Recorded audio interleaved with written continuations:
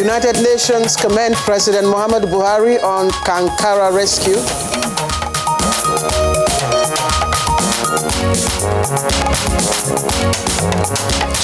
National Judicial Council recommends 2 judges for compulsory retirement.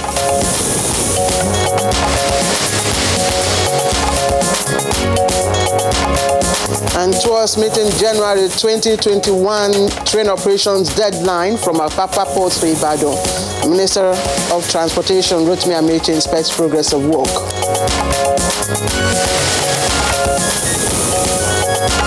And on Good Morning Nigeria today, we shall discuss the reopening of Nigeria's land borders.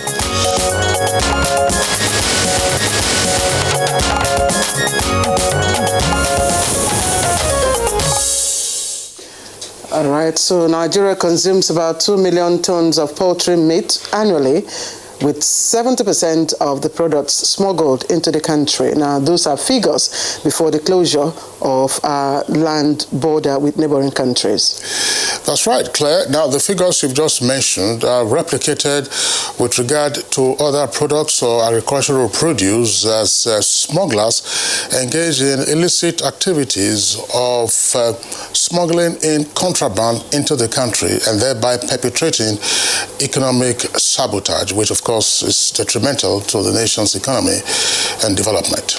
Indeed, Kingsley, and of course the widespread insecurity arising, from the large catch of arms and light weapons smuggled, from time to time into the country and intercepted through the same land borders. Also, it's a weighty issue for the country, and of course we wouldn't fold our arms and watch that, development persist.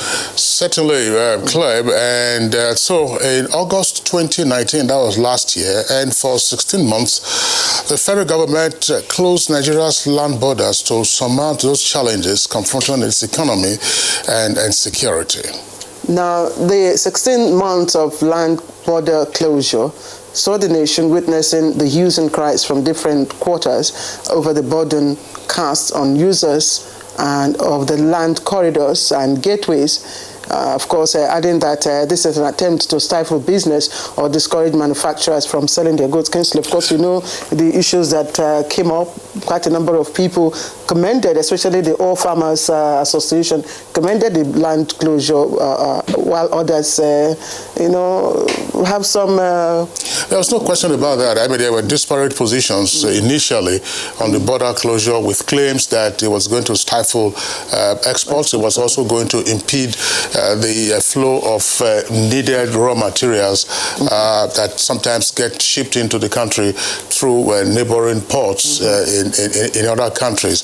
But clearly, the argument that the federal government had with regard to the smuggling of contraband, and more particularly the flow of illicit light arms and small weapons, those arguments were pretty sound, and there's no question about it that in the course of the closure of the borders, Nigeria was, of course, able to achieve some milestones in seeking to attenuate the flow of contraband goods as well as illegal weapons into the country. A number of neighbors, of course, also kicked against this, if you recall. And at some point, even though it seemed not to have been an official position, there was a demand for a quid pro quo. Ghana, for instance, was saying that the treatment they were meting out to Nigerian traders by locking up their shops would only be reprieved if Nigeria reopened her borders. Of course, Nigeria doesn't have immediate borders with Ghana. You have to go past Benin Republic and then Togo. But there is no question about it that trade across the West African coast, of course, emanates largely from Nigeria. And a number of those imports that were also coming in breach of required ECOWAS protocols were indeed aimed at the Nigerian market, all of which resulted in dumping with severe economic consequences. And so after several months, precisely, I think it's about 16 months. 16 months, that's right. 16 months of land border closure. We're wondering, Nigerian government finally, of course, gave the nod for the reopening of 4 of those borders, of course, on December 16, 2020, with plans to reopen other border crossing on before December 31st. And just to mention those borders that have been reopened, they include Seme border, that's of course in the southwest.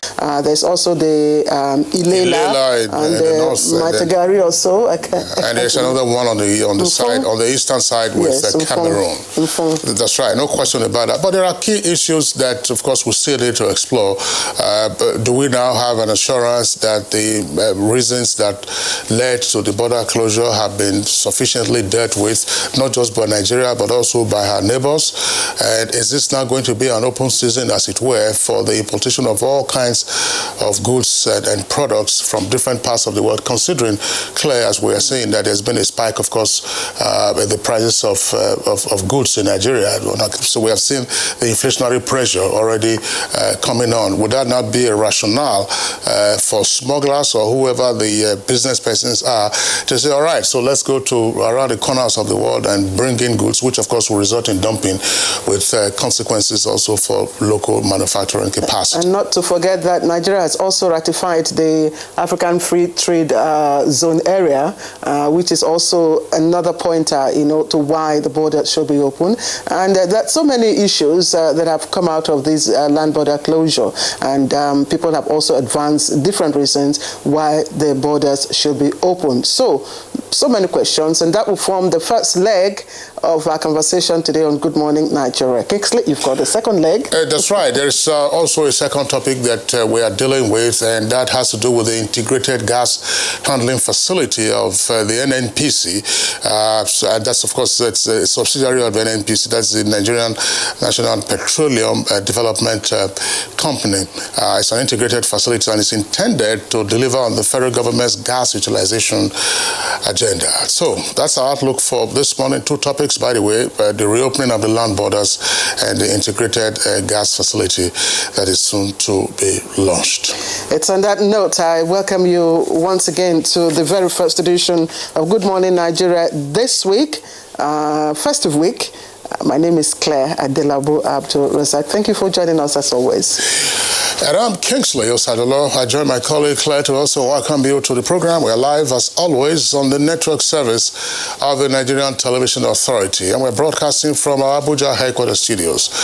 We have our regular complimentary segments, and these include business and newspaper review. Let's now join Noleen Abel-Ameh for the highlights of the morning news. Good morning, Noleen. Good morning, Kingsley and Claire. Good morning, Nigeria. Here is the news. We begin the news with attempted kidnap of some Hizbrahim Islamia students. Security operatives foiled the attempt to abduct 80 pupils of an Islamia school in Mahuta village of Dandume local government area of Katsina State. The Katsina Police Command says security agents are still searching the forest for possible arrests of the bandits who escaped with bullet wounds. All the rescued pupils have been handed over to their parents. And I directed the area commander Funtua to mobilize available policemen with him, POF-ADA, PMF men, the military, and then the vigilante men. So they gave them a hot chest, and in the gun bottle that ensured they were forced to abandon not only the 4 people they earlier kidnapped at Tampaure, and the cows also they stole. Okay. They also, in the confusion, could not go along with those puppies from that Islamia school. Okay. And all of them were rescued. In the meantime, the United Nations has commended the efforts of the Buhari-led administration in the rescue operations that led to the release of the abducted Kankara schoolboys.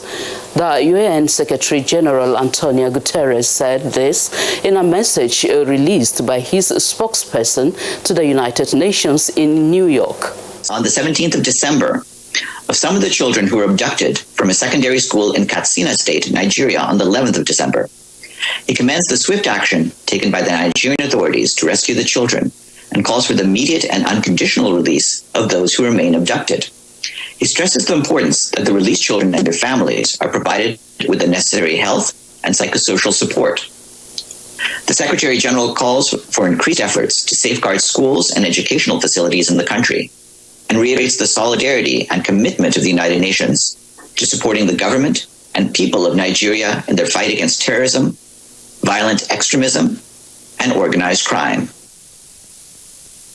Similarly, the front-runner for the Director General of the World Trade Organization, Ngozi Okonjo-Iweala, also described the return of the schoolboys as a wonderful news, adding that it is time to revive the Return to Safe School initiative, implemented comprehensively to protect the Nigerian children.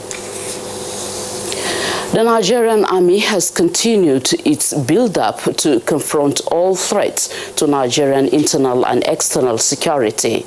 To this end, the Chief of Army Staff, Lieutenant General Tukur Buratai, has inaugurated and inducted new artillery gun and equipment for immediate deployment to the theater in the northeast. You can also see some of the special projects that the Chief of Army Staff have just commissioned. And it's more concerned about the working environment of both officers and soldiers as a determining factor of their performance. And from the judiciary, the National Judicial Commission, NJC, has recommended the compulsory retirement of 2 judicial officers and dismissed petitions against 18 others.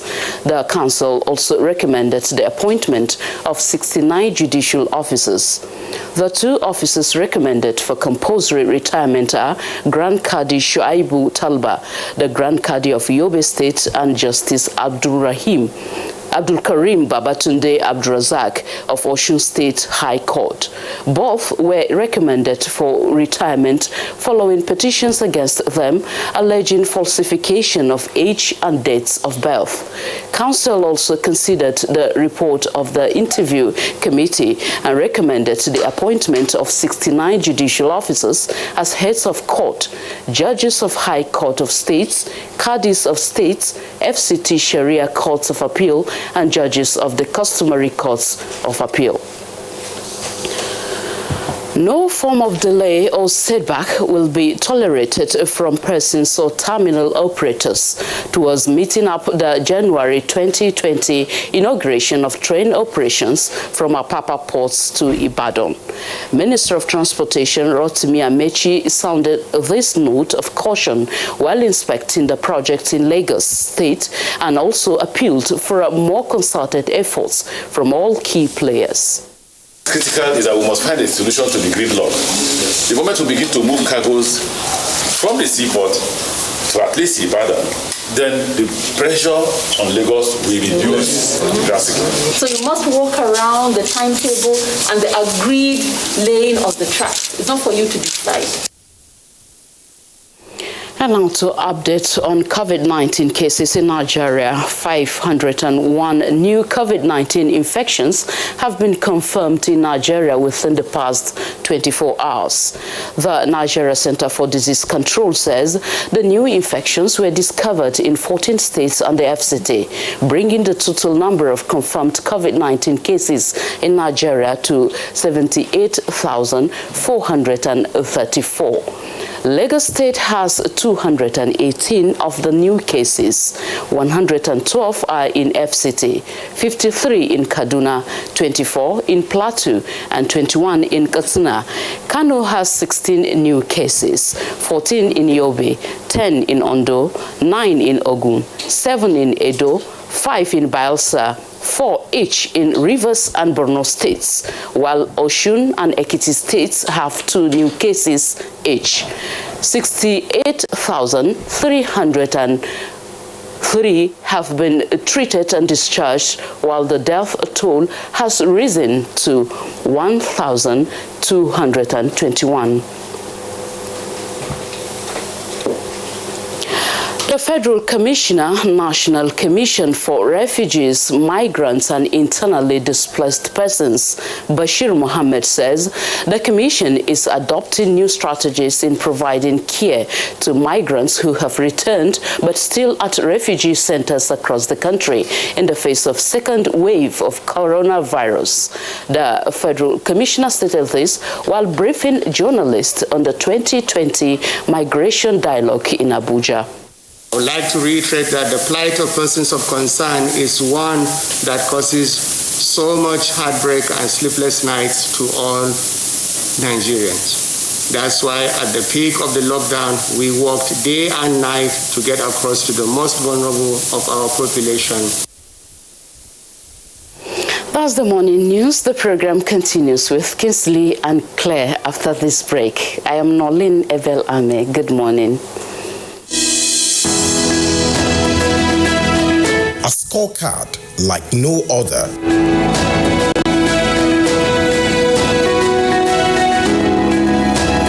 Government has put in place measures and initiatives principally targeted at youths, women, and the most vulnerable groups in our society. These included broad plan to lift 100 million Nigerians out of poverty in the next 10 years. The creation of 75 billion naira National Youth Investment Fund to provide opportunities for the youths, and the Micro, Small and Medium Enterprises Survivor Fund, through which government is A. Paying 3-month salaries of the staff of 100,000 micro, small and medium enterprises. B. Paying for the registration of 250,000 businesses at the Corporate Affairs Commission. C. Giving a grant of 30,000 naira to 100,000 artisans and guaranteeing market for the product of traders.